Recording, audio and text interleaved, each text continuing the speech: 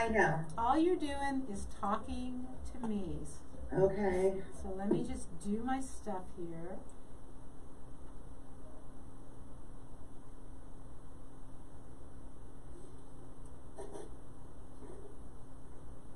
Hello there, and welcome to the Dr. Elisa Show here on KUHS Denver, the Stream, my favorite radio station. How are you doing out there? If you are joining me for the first time, welcome. And let me just tell you that this show is designed to ignite a renaissance of spirit in you. And what I mean by that is there is so much bad news that we hear all the time, and we don't hear the good news. And I felt a sense that I have an obligation to help us move the needle from fear to joy, and that is part of what my life goal is. Yeah, bad stuff happens, and yeah, amazingly good stuff happens. So this show is an hour where I hope you feel inspired and engaged, think differently, challenge whatever is going on in your belief system or your life patterns, because we can do this. We can all have a renaissance of spirit. So welcome to the show. I have an amazing guest, and I'm going to get to her in just a second. While I'm, because I just got to make sure everybody's piling into the show, and I know you're all piling in right now. So I want to remind you who I am. I am Dr. Elisa. I have a PhD in psych. I've got a master's in geology, a master's in Jewish studies, more academic degrees than any two people need. And I've had a life that I consider I've lived on the loose. And what I mean by that is I've made choices that based on what I desired and what I needed, and sometimes they were hard choices. So when I say on the loose, it doesn't mean that I went off and lived in a cabin in the wilderness by myself. I held some pretty high-end jobs, including academic deans, but did it my way, which sometimes meant those jobs ended a little quicker than they might have for somebody else. But those are choices. And this show is about that, inspiring you to make amazing choices. I also know I am broadcasting from Denver, and if you've been listening to the news at all, you know we've had some horrific things happen here. And for this hour, I want you to remember that there are ways to be joyful in the world. And in fact, when I bring my guest on in just a second, you will see that what we're going to talk about is choosing to be a good person in this world and understanding that ripples out. We'll talk about her book. Before we do, you can still get my book, my first one, Way of the Well. It's a spiritual romantic adventure. No sex, but lots of love. So you can still get that on Amazon. Also, my leadership book, Pirate Wisdom, sort of leadership via Jimmy Buffett and Johnny Depp, as opposed to something pretty traditional. Both of those are available. And one more thing I want to tell you. I have this incredible sense that synchronicity is a message to us, that when we're open-hearted, open to change and possibilities, that things show up. So this morning, I was reading something that I'm going to talk to you about, and then I'm going to introduce my guest, and you'll understand why. There is one of the things that people are talking about in Colorado right now is hope. Let's have hope. Well, interestingly, the Hebrew word for hope, tikva, evolved from an Akkadian word meaning a single strand of spider silk. So just hold that thought. Just imagine a single strand of spider silk. Now, if you've ever gotten caught in a spider web, they are not light and airy. They don't just break apart when you touch them. It's because spiders weave those strands together. And that then hope is built out as something impossibly thin, practically invisible. And yet, when those strands are woven together and we collide with them, they hold tight, and they're stronger. There is something when we weave ourselves together in community with each other, there is powerful hope and powerful support that comes with that. And this is a lead-in, a little more synchronicity to my guest. Elisa, yeah, you got it, same first name, Udaskin. Did I say that right? Udaskin. Udaskin. Sorry. Udaskin. Okay. I knew I didn't get it right. And she loves Newfoundlands. We love the same kind of dogs. So this is amazing. So the reason I have her here today, and this is actually synchronicity that it is, that we need to weave ourselves together as a community. But to do that, we have to be nice. And on some level, it's really sad that somebody had to write a book on how to be nice. But she wrote an amazing book on how to be nice called Be a Mensch. And if you're on Facebook or Twitter and you can see me, you can see the book, you can get it on Amazon. You should go buy it. And we're going to talk about it. And if you're wondering what a mensch is, well, you're in the right place. So Elisa, welcome to the show. Thank you for being here. Thank you for having me, Elisa. This is going to be so fun. Any comments on the synchronicity or serendipity of this?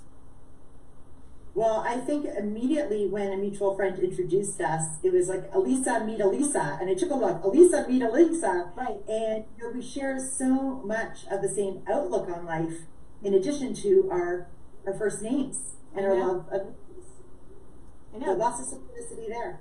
There you were with a picture of yourself with a Newfoundland. And Yes. my last dog was a Newfoundland. All my dogs been Newfoundland mixes. And my hike for MS that I do as my fundraiser every year, I'm Team Newfie. And in fact, my nickname for my boyfriend is Newfie because he's 6'2" and furry. So I call, and he's a little goofy. So I call him. That's his nickname. So I want to talk to you about this. What is it? I think we should start with, because I don't know which way to go. I'd kind of like to start with, you have a background in corporate, this sort of amazing corporate background, right? And you end up writing this book. Can you sort of walk us through the inspiration, your personal inspiration for this journey of yours? Okay. So the first thing is, I never aspired to be an author. Writing a book wasn't on my bucket list. I was a corporate marketer for 20 years. A company called Mondelez, used to be called Kraft Nabisco. I used to peddle Oreos and sell candy, things like that. And, never, a direct linear path for my career, as many, a lot of people are. And I traveled all over the world. I'm from Canada. They moved us to the United States, to New Jersey, and then they moved us to Singapore. I lived there for 2 years, and I came back. Had this very full life. And then what happens? I'm actually on a leadership course in Vietnam when I received the call that there's a global restructuring, and they're eliminating all the global roles in our company. And with that, 6 months after I came back, I lost my job. And it was a mixed blessing, because I was already sort of preparing in my head, what's my next chapter? But I was scared. I was scared to leave the security. I was scared. I loved my job. I loved it. But I knew I wanted to do something different later on. So it happened not on my timeline. So what happened first is, it was December, and my husband said, okay, take a couple months off and then you'll start working again. And I looked at him and I said, no. He said, what do you mean no? I said, no. I said, and if the listeners can remember what air miles are and going on trips are, if in our distant memory, I had all these air miles. And I said, I'm going to use my air miles. So in 6 months, I went to Guatemala and Nicaragua, 3 times to Guatemala, once to Nicaragua to volunteer, because this is what my soul was telling me to do. I couldn't go. I would have loved to go for 6 months, like I'm sure most people want to leave now for 6 months, but I had these kids, this husband at home. I knew I had to keep coming back. So I would go for a week at a time and volunteer. So I still am trying to think, what do I want to do? I knew I wanted to do something to help people. And financial goals were no longer, I'll talk a little bit later about sort of the trade-offs you have to make when you follow your dreams. but I knew I needed to do something to help people. So what happened was that summer, my father-in-law, who lived in Toronto, my whole family's in Toronto, was very ill and he passed away. And I had an opportunity to be there when he was ill and then to be there. And in the Jewish custom for mourning, it's called Shiva. And it's the period of mourning. And in Toronto, we lived in like a shtetl, big village, Jewish village. We had literally hundreds of people coming to pay their respects. And I organized the whole thing. Like I organized all the meals and everything. And I noticed that some people were uncomfortable when they came in, or other people didn't know what to do. And I started to think about people hesitating to reach out because they were uncomfortable. And that led me to developing my website, which is caringorganizer.com, which is a site with tools and inspiration and really tactical ideas to help people get over hesitations to help people. So let me just take you to the next step, which is really brief, which is have this website rocking and rolling. And then last January, before COVID hit us, had all these stories going through my head about kind things that people did, not so kind things that people did, started thinking about my family, and I decided, you know what, I'm going to write a book about this. I've never written a book before. I've written tons of presentation decks. Believe me, I can write a presentation deck, not a book. And basically, I put pen to paper, and through the first couple months of lockdown, I pumped out a book.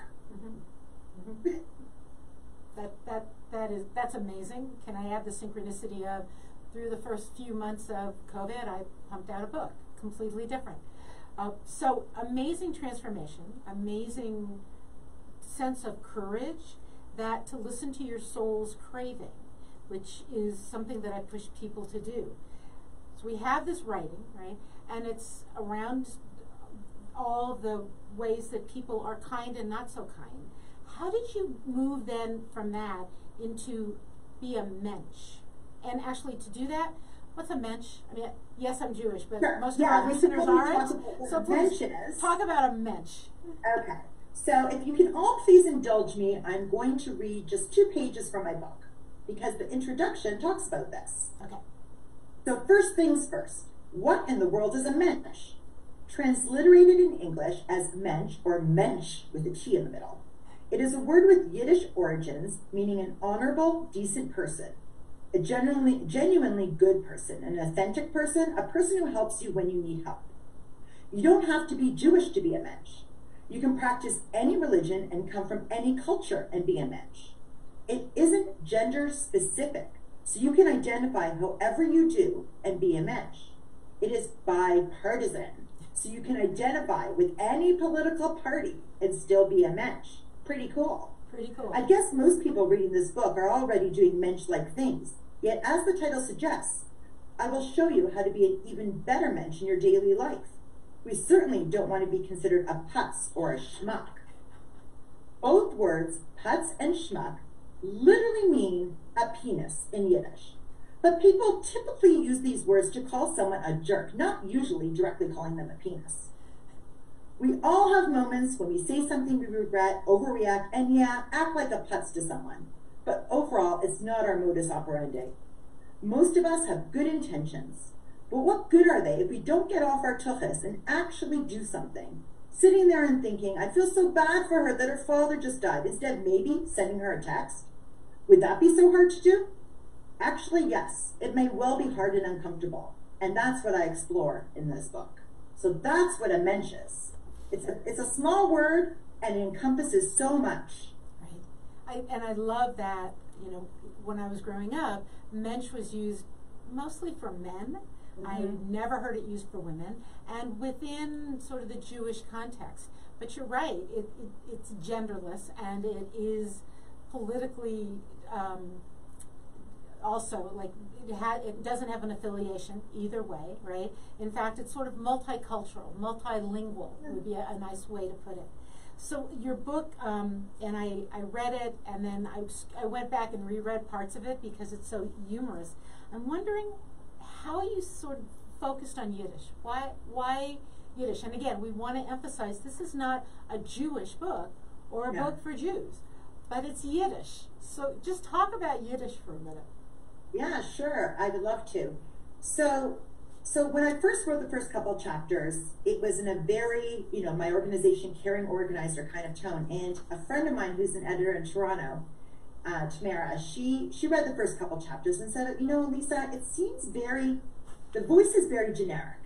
And I know you're Jewish and you use the word mensch once, and it's just, you have to embrace it. And I was nervous about that. And then I took her advice. And once I started embracing the Yiddishness in me, and I'll tell you a little bit more about why I know it, it just flowed. It just flowed.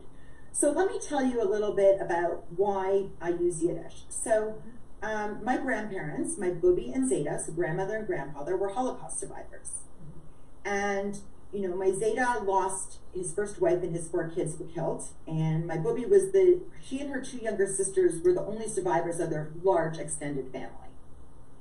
And my mom and my aunt were born after the war in Europe and didn't come to Canada until they were 10 and 8. When they came to Canada, English was actually their 4th language right? And they had to teach their parents English. And, for a lot of the immigrants and the Jewish immigrants and a lot of them Holocaust survivors in their community in Toronto at that time in the 50s, they came from all different countries, Romania, Poland, like my grandparents, Russia, Lithuania. And so they all had their mother tongues, but then they had this common Jewish language, Yiddish. Yes. So that's why they started speaking Yiddish all the time, and they spoke Yiddish in the home. So growing up, I always had Yiddish spoken around me, but God forbid to me that the kids would understand. They always used it as a secret language so that the kids would not understand. So it was like Spanglish, and we call it Yiddish. I called it Yiddish. I don't know if that's an official term. Because, my mom, they would say, anybody want more knedlach with the yoach? Anybody want more muscles with their soup? Like, pass the kartoffel, pass the potatoes. Like, it was always, where's that shmata? There was always these words, but yet not directly spoken to me. So what happens? I don't speak Yiddish. I don't understand Yiddish. So my Bubi, I was fortunate to have my Bubi until I was in my 30s, and I had 2 children, young children. My Bubi passes away, who I was very close with, and literally, almost immediately, my mom and my aunt start speaking Yiddish directly to me, so that the kids won't understand. And I said, Ma, Antonina, I don't understand Yiddish. Sure you do, sure you do. No, I don't. Sure I did. Of course I did. Of course I understood it. So it's just one of these things. And then, so when I started thinking about, I didn't even when I made the decision I'm going to embrace who I am, and this is part of having that courage to embrace who I am, and I'm a Yiddish mama, I'm a balabusta, like a homemaker who cares for people. I would wake up at 3 in the morning, and I couldn't go to sleep with all these stories going through my head. And in the book, I actually have a glossary, and I explain every time a Yiddish word is used. I didn't have to look any of them up because they all came through. And I did a little bit of research, because I'm a marketer after all, before I did this, just to test the hypotheses. And I tested out 10 words. I made it look really pretty. I used Canva and all these funny, fancy tools of 10 Yiddish words and posted it to non-Jewish people, Jewish people, people who didn't know Yiddish mostly. People got 9 out of 10 of these words. Why? Because they watched Seinfeld, Curb Your Enthusiasm, Marvelous Mrs. Maisel, funny shows where Yiddish and the way we talk is just expresses things better than anything. Right. And that's how Yiddish is part of it. And it's so funny because if you grew up in New York or you grew up in LA, you probably also have a great deal of Yiddish. And I had the exact same experience as you, that Yiddish is spoken around me, so I won't understand. And then I went off to college, and I came back, and my grandmother said to me, started speaking Yiddish. I said, I don't know Yiddish. And she was so upset with me that I didn't know Yiddish. I'm like, you didn't ever speak to me you spoke around me, yet the words. So again, some more other synchronicity between us, right? That we had that same interesting experience. But there are some words in Yiddish and some sayings in Yiddish that you can't capture in English. Many people know they're not actually Yiddish curses, but Yiddish, some of the things my family would say that I had no idea what they meant. You say one in there, I'm going to say it wrong, but it's Hakmi Chinik. And you say it's nagging, and it's really don't bang on my teacup. Yes. Right? So, right. So these fascinating expressions, and other cultures have those. Right. These have just sort of infiltrated, right, the U.S. Even Saturday Night Live, right, when Linda, the character, she's all verklempt, right? Mm-hmm. You know, there's so many, Linda Richmond, I think is the name of the character, right? Right. And she's all verklempt, or, you know, there's so many, what's all that schmutz? Or even a bagel is a Yiddish word. I know, and a schmear. You know, Laura. A schmear and a schlep, right? Schlep. And everybody schleps stuff. So it's just funny how it's in there. So you brought humor to these stories of caring, and many of the stories are difficult. Can we start with, why don't we start with the death? Instead of ending there, we'll start there. Because it is so difficult. You go to a shiva, you go to a funeral in a different culture, a different religion, and you don't know how to act, and when we are not sure what to say, we don't say anything. And one of the things about shiva in the Jewish tradition is there's actually instructions about what to say and how to say it and what to do. But if you're not part of a club, you don't know. But I found that fascinating, that that's a place that you really do have to be a mensch. Can you just sort of talk about, because that's sort of what started you, right? Was a shiva started you off on this. Mm-hmm. You know, and it applies to all cultures. I actually talk in the book about the first funeral that I went to, my own, when I was 19, to my friend's father who had passed away young, a Greek Orthodox church, and how uncomfortable I felt. And you know, now, you know, as I was writing this, reflecting back on that and how I had to push myself out of my comfort zone, being so uncomfortable in, you know, this environment and not knowing what to do, but knowing I needed to do something. You know, when someone passes away or someone is seriously ill, you know, if we're very close friends, like best friends or a close family member, we're immediately there for them. No matter what, we just do it. What I want to talk about more is just a little bit outside that circle. You know, people who are casual friends, a little bit more outside that circle, your neighbors who you see all the time, but are they really your friends? And I'm putting that in air quotes for people who can't see me. How about those people, I don't know, first time on the radio, how about those people, my son plays hockey, okay, well, I'm a good Canadian, you know. How about the parents at the hockey games who, during the hockey season, we see 5 times a week? Are they really close enough? So when something happens in our community to someone who isn't necessarily our tight inner circle, first inclination is we hear the news and we feel terrible and we want to do something. But almost immediately, what goes in our head, almost immediately, is I don't want to bother them. They have people who are closer to them. It's going to be weird. I'm going to be embarrassed. My kid's going to be embarrassed. My spouse's or partner's going to be embarrassed. Our friends are going to wonder why I overstep myself. I'm going to be a nudge. All of these self-doubts come in. Then next step is this. You start evaluating your relationship.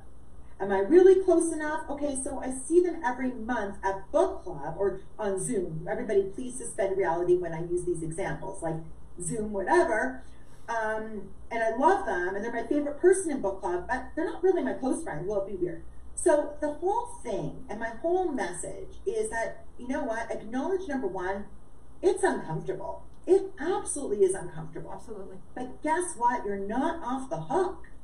So what you can do is there are varying things that you can do, and you have to gauge the situation, pending the situation. Sometimes you're going to reach out and make a phone call. Sometimes you're going to send a text. Sometimes you are going to send a card. But you should always do something to let that person know that you care about them.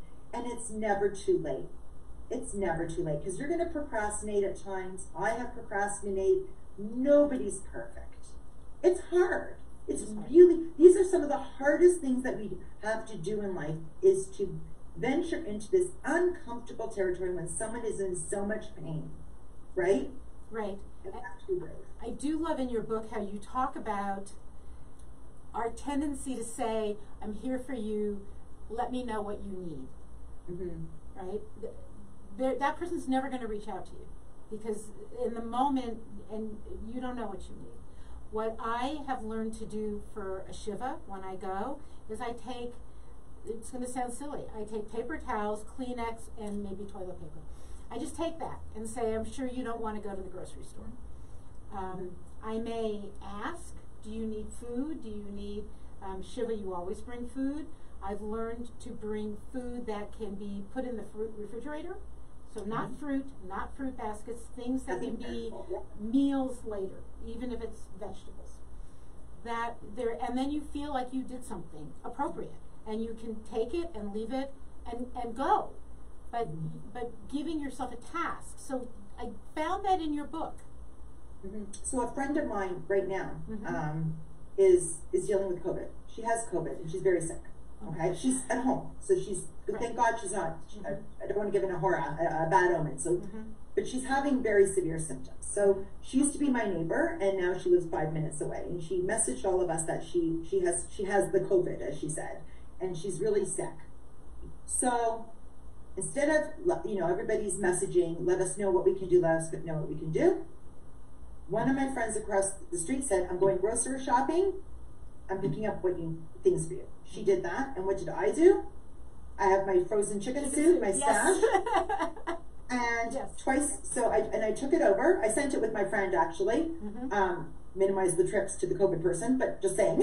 And she took it over, and I kept it frozen actually because I want her to be able to have it when she feels she needs it, because I don't want to, as much as I'm very pushy, I'm very pushy when in this whole topic, in this whole area, I will ask you 4 times, and if you want the chicken soup, and so the 5th time, you finally want to get me off your back and say yes.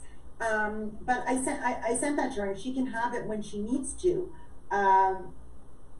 But, it's just saying, let me know when you need anything, she's not going to, Right. So do something that hopefully I didn't think was as intrusive. She just has to find a little room in her freezer. Showing. Right. Hopefully that's good. So again, another synchronicity between us. I have frozen chicken soup in the freezer whenever I make it. Somebody gets sick. I'm like, here's a single serving. Take it. Really, I'm very good at chicken soup. And I'm a vegetarian, but it's real chicken soup because it's the only kind that works. So there is this. Being a mensch then means taking that next step, not just saying, I'm here for you, what do you need? But I'm here for you, and here is what I'm going to offer you. Here's what I can do. And I can go to the grocery store, whatever it might be. So is being a mensch always then another step, or is that being more of a mensch? Because a lot of times in your book, it's about take one more step, do one more thing. Explain that a little bit more. So, am I a mensch if I send a text? Am I more of a mensch? Is it good to push myself out of my comfort zone and take chicken soup? Okay, I got it. So here's the thing. My belief, my true belief, is that everyone is a mensch. Everyone is a good, honorable person. But we don't always wear our mensch hat all the time. Okay? So we all have it in us, and we are all a mensch. We really are.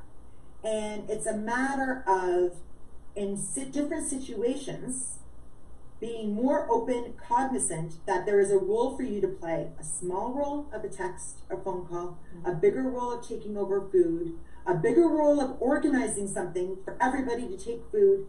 It depends on the situation. I also talk a lot, and I know we're going to discuss this later, about with strangers, just strangers. And, we're all going to have what I call putz moments. Hello? I have a million of them all the time. No, I am so not perfect, and I think that's what helped me write this book. I started from all the things that I've done, and that I wish I hadn't done. I started from that, it wasn't starting from, oh, look at all these things I've done that are great. It started from all the things that still haunt me. How come I waited 10 months before I sent a donation to this person's widow? Why did I wait 10 months until I was about to see them again and was absolutely schwitzing, dying that I was going to have to see them without sending the donation? So it's about trying, and that's what I'm trying to do, is get people to just think a little bit more about those moments that you can have your mensch hat on. Make sense? Makes absolute sense. So let me just do this for listeners who have just tuned in. Thank you, thank you, thank you. You are listening to the Dr. Elisa Show on KUHS Denver with the author of Be a Mensch. I'm going to show the book one more time. If you're listening, you can't get it. Be a Mensch. And we're talking about that. And yes, it is a Yiddish word, but basically this is a book about being nice. Elisa, can you tell people how to find you? Because you're obviously also, at some point, we're going to have speakers back on stage, and you're marvelous. So how do they find you? How do they find your book? I would love that. Tell them. Thank you. Okay, so my book, Be a Mensch, Unleash Your Power to Be Kind and Help Others. You can basically buy it anywhere that you buy books. So Amazon, Barnes & Noble, IndieBound, Apple Books, everywhere. And I would love people to follow me. It's a mouthful at Elisa Udaskin, Be a Mensch. So ELISA UDASKIN, beamensch.com. Or at Be a Mensch. At Elisa Udaskin, Be a Mensch. And yeah, I would just love to connect with all of you. So if you're out there and you're thinking, wow, I need a speaker for one of these Zoom conferences coming up, we have your speaker right here. So find her, because as you can tell, she's engaging, and you have a message that is, and we've already said this, but multicultural, multilingual. Be nice, be a good person. Let's talk about, well, there's two things I want to talk about, because I have so many notes here of things I want to talk about. Let's do strangers first, and then I want to talk about the choices that you made, because and how you embraced a different part of yourself. So let's start with the strangers, because you brought that up. Sure. So I have quite a few stories about strangers. Strangers, it sounds horrible. But, you know, one of the things I think I'm going to share is people we encounter who are homeless. Is that okay? Absolutely. You know? Absolutely. Okay. So we talked a lot about when we know people or when they're acquaintances, right? And what we do to help. Mm-hmm. I want to talk about a situation that happened that opened my eyes really, really wide. So a couple years ago, my husband and kids finally wore me down, and Thomas the Newfie, my love of my life, my dog, who I never wanted, entered my life. Part of what, so for everybody to visualize, a Newfoundland, my dog is 160 pounds of pure fluff, drool, and love. Mm-hmm. And I didn't want to have a dog, never had a dog, never picked up poop in my life, nor in fact had ever let a dog really lick me willingly. So what happened was that one of the things that my son said to me, trying to convince me, was, you'll meet all these new people walking. I said, I don't need to meet new people. I know enough people. I don't need to meet new people. Ma, so talk about consumer insight. Did I know that I was raising little marketers? Consumer insight, because this is what happened. We have our dog. He is cute as can be as a puppy, and then as he's older. And so I live in Morristown, New Jersey, which is a really cute town with this main street. We would take Thomas for a walk. And as you're walking down the street, I noticed, and afterwards I noticed a pattern, that about 90% of people would just have this smile as we approached. People would roll down their windows at traffic lights, or even while they're still driving, to call out and talk to us. I even had somebody on a bicycle stop, roll back so that he could get kisses from my dog. Then there's the 10% that look like they're absolute dead fear when they see us, right? There's a huge bear walking in Morristown, and please don't come near us, right? They're on a rope, absolutely. So, as we're walking, the same thing, I noticed a pattern, the same thing happening over and over. So we're walking the dog down the street, and it's lots of restaurants and stores and things like this on our main street, South Street. And people would always ask the exact same question. So people would meet us, smile, stop. What kind of dog is that? A Newfoundland. And my kids and my husband, everybody, we all answered. What kind of dog? A Newfoundland. What's his name? Thomas. Oh, cute name for a dog. How much does he weigh? 160 pounds. And then they would tell us about their dog, or their this or their that, and we would talk, and we would move on. And I'm telling you, you can't go far, 2 steps with my dog without being stopped, because he loves everybody. So it still happens today. But then I noticed another thing. And what that was is that, so in Morristown we have a lot of churches in our little town, and soup kitchens that are hosted in the churches for the homeless population, as well as Market Street Mission, where it's a shelter also for, I think it's 30 men stay there every night, and it's for homeless people as well. Right in our town, right beside the Starbucks, right beside all the restaurants, right in there. And what I noticed is that as we were walking with the dog, I would get the same initial smile from people who were waiting outside for their meal, but they didn't ask me the questions. And I thought, it's a bit strange, and it started to bother me.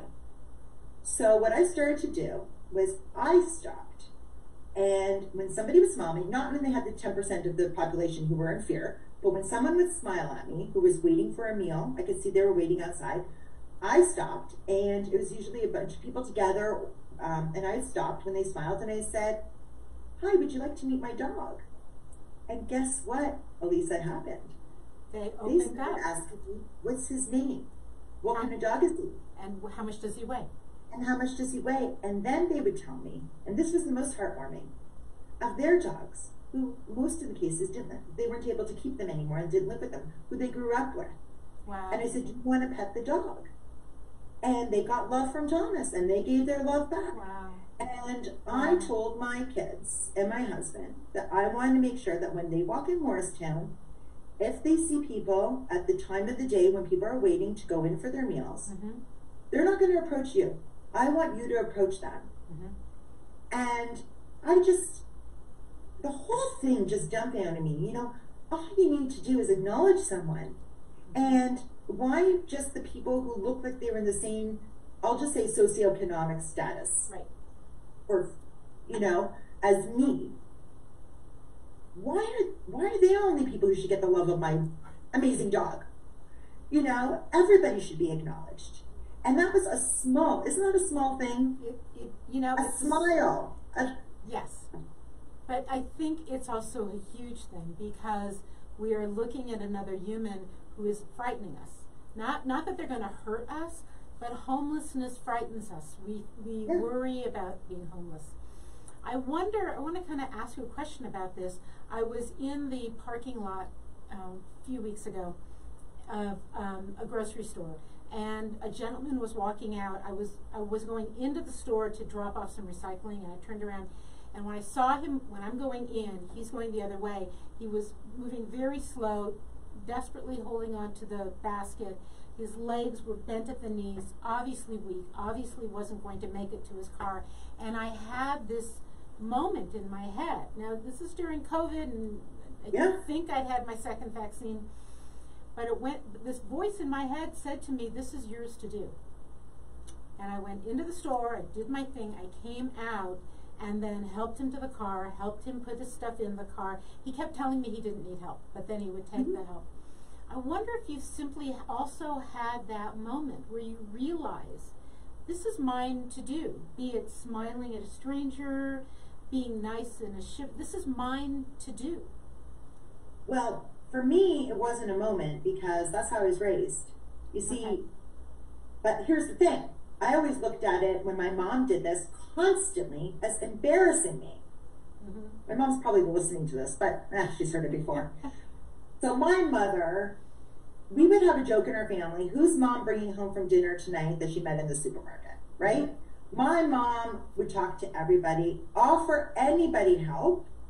Like if something was falling, my mother was the one there to catch it, honestly. No, and things like that. And talking to people and offering help. And, sometimes to your point of this elderly gentleman, they say no. My mom's not the type also to let it go like you. Keeps on going. And we're like, "Mama, you're embarrassing us, right?" So for me, you know, it's never been that this is the moment. I do have realizations like that story I just shared about the dog in Morristown, of situations that I could do better at. That's definite. But, you know, if I could just bring it back a little bit to, I think that the core of me comes from my upbringing, comes from the fact that my grandparents were Holocaust survivors. Right. You know, from the fact that, you know, but the world wasn't there for them. Right. When they went through what they went through. And, you know, my mom, my aunt, my father, I call it like my family, many other families, of course, but I'm just saying we were raised that it's our part to do what we can do. We're not amazing, heroic, blah, blah, blah, blah, blah. That's not what I mean at all, okay? Like we have our other side to everything, but it's not a moment, it's just, you know, you're genuine, it's your obligation. It's an obligation. And I think we were raised in similar ways. My mother's mother was the only one that survived in her family. And so that was always part of it, is if nobody was there for you, you must be there for others.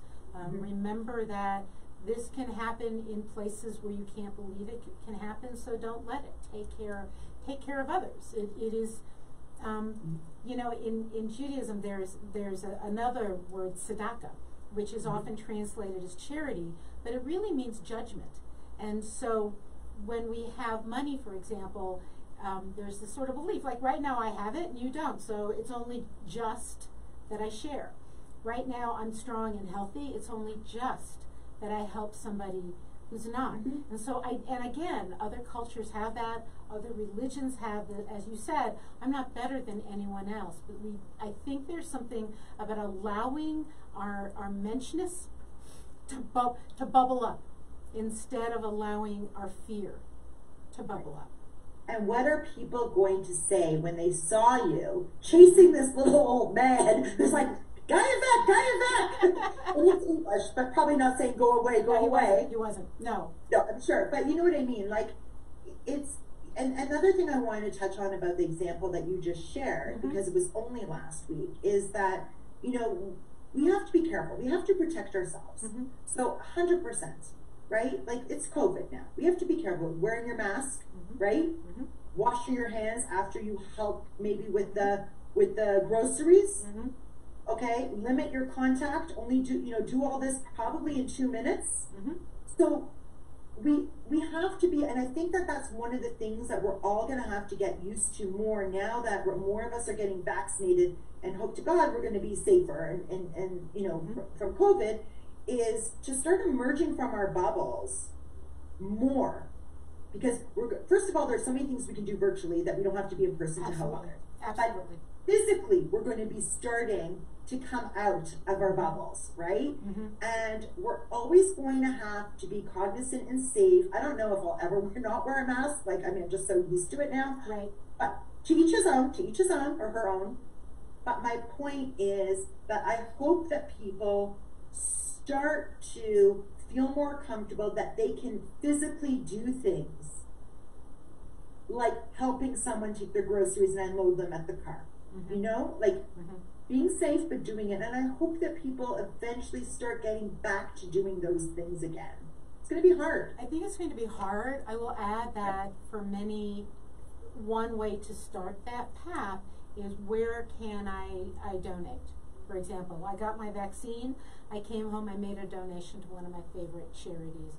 How do we continually say thank you and practice gratitude, so that when something shows up, and honestly, he had a mask, I had a mask, it's still scary, but this voice in my head actually said, it was like, this is yours to do. And he wouldn't have made it. And then what? Right? It was mine to do. We have about 10 minutes left, and we could talk obviously for hours. So I want to take a step back. And at some point you talked about sort of choices around money, and also embracing, it was the only Yiddish word I did not know. Homemaker was my balabusta. Bababusta. Balabusta. Balabusta. For some reason, it's the only Yiddish word in your entire book I did not know. I want to know about you choosing to embrace that calling and the choices you made. Sure. So first of all, there is actually a restaurant in New York City called Balabusta. It's like a famous restaurant, you know, one of these restaurants. Okay. So, so it was while I was in Singapore. Okay, I was living in Singapore. I was leading a global team in marketing and innovation, blah blah blah, and that's when I came across and I met a friend there, a new friend, who was starting doing coaching. So I was her guinea pig. I was like one of her first things, and as she took me through the exercises, and I was still working and all this, and through that first exercises, she really made me dig deep. I thought it was going to be very just career focused, and it was really holistic. She really pushed me, like coaches do, to look at my life holistically. And what shocked me was what came out was my number one goal, even though I had this big job, man, it was good. But it was good, all the traveling and fun stuff. But my goal that came out of this deep thinking was that I wanted to raise my kids, and this is how I articulated it, to be solid contributors to society. This is how I articulated it then. Which, of course, I wrote in my notebook, which I look back at, I want them to be Mensches. But, of course, I had to say to my coach, I want my children to be solid contributors to a society. And in my own note, I wrote a Mensch, okay? Okay.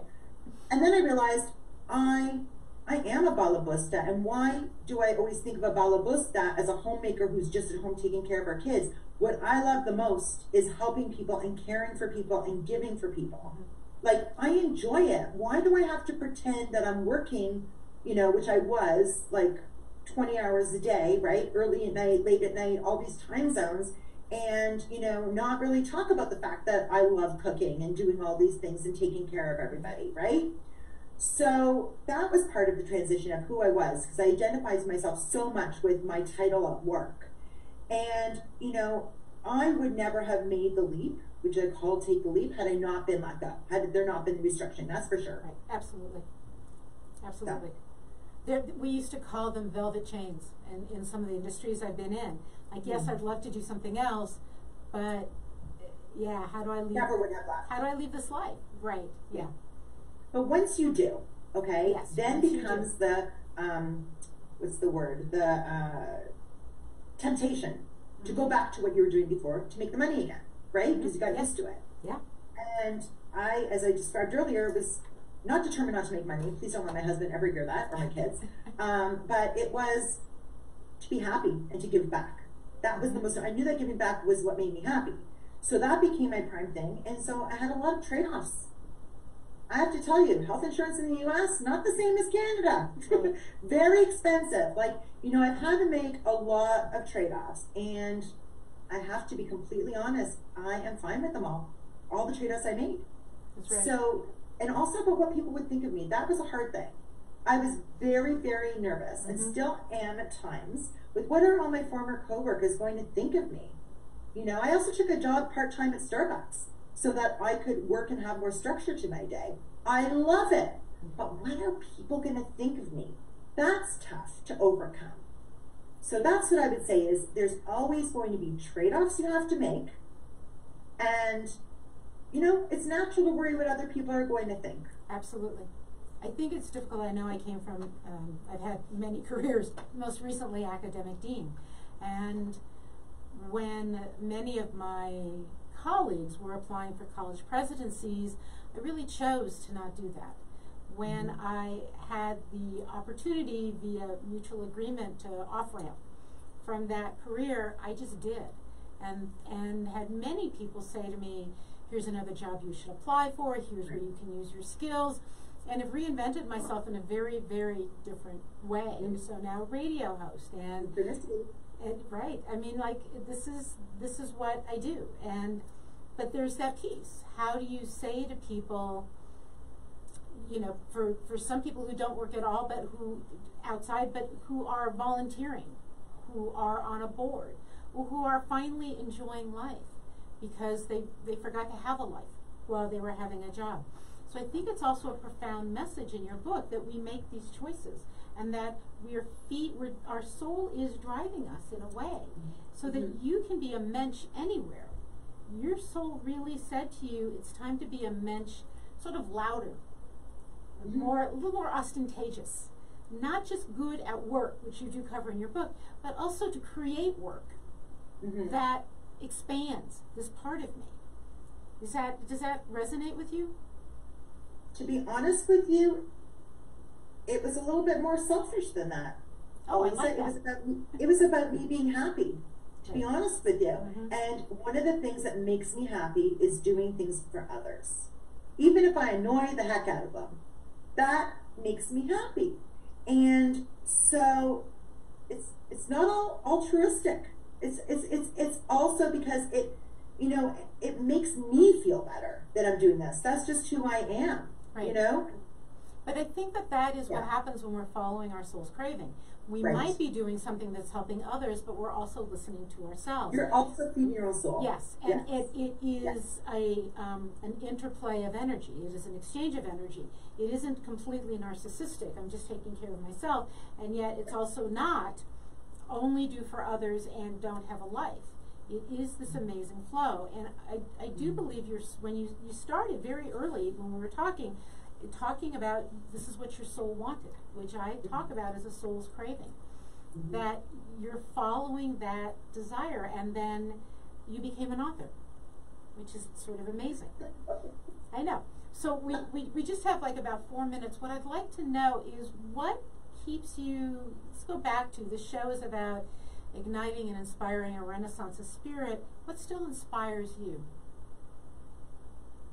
Well, I'll tell you, what inspires me is hearing, and what keeps me going and doing what I'm doing is after I speak or somebody has read my book and they tell me a story of what they've done differently, like right after they heard me speak. I gave a talk last week and I heard from someone in the audience who I didn't know from before, who said that she'd been meaning, her childhood friend had passed away. She hadn't been in touch with that person in years and found out only 5 years later they had passed away. And she'd been procrastinating writing a letter to the parents. And that night she was going to write the letter. Wow. To the parents. Wow. And to me, that's all I need.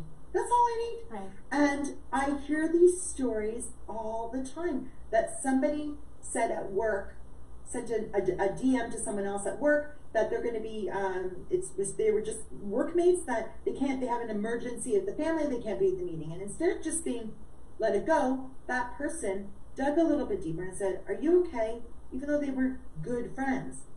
And then she sent a meal over to their house, not knowing what the situation was at all. Not knowing. And then, of course, the person opened up and they become closer, more respect, still workmates. But when I hear that something that I have done has helped someone, push them just a little bit, and then it comes back and makes them feel good, that's the best thing ever.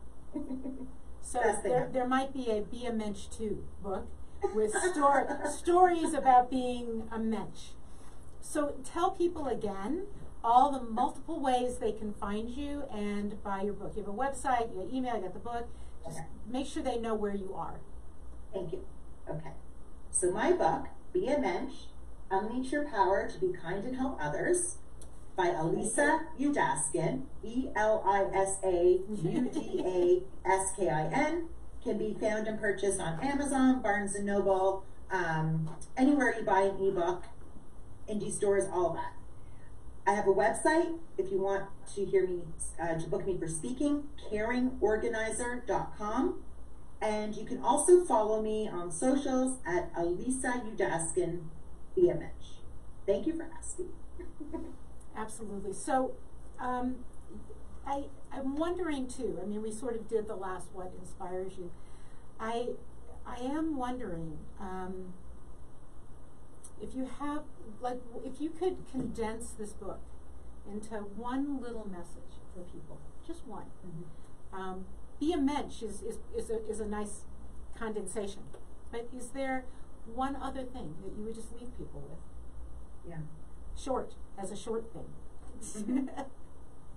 You are brave and courageous, and you have it in your heart to get off your tuchus and reach out and support people. That is perfect.